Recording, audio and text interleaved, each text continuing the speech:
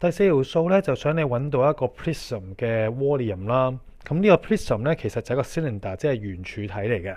咁我 A part 咧要做嘅就好簡單嘅啫。咁因為佢揾 volume 咧，只不過係直接套用翻公式，就係 pi r square 乘以個高度。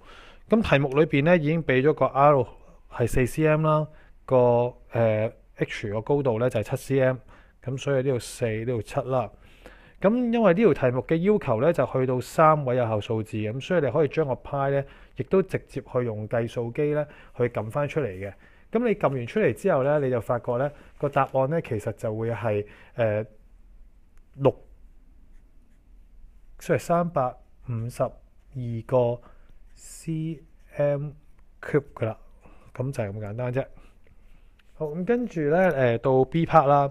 咁 B part 咧就今次就揾個 total surface area，咁亦都係一樣啦。咁其實呢條數都係一條好直接做嘅題目嚟嘅，就係純粹寫翻 total surface area。咁我知道咧總表面面積分做兩部分啦，包括有兩個圓形嘅面積啦。咁啊，仲有咧就係個 lateral face， 即係個側面面積。咁側面面積咧包括咧就係將個圓周乘以個高度。咁點解會係圓周乘以高度嘅咧？咁就係因為咧我只要展開呢個圓柱體咧，咁你發覺攤開係一個長方形嚟嘅。咁所以就用個圓周乘以個高度啦。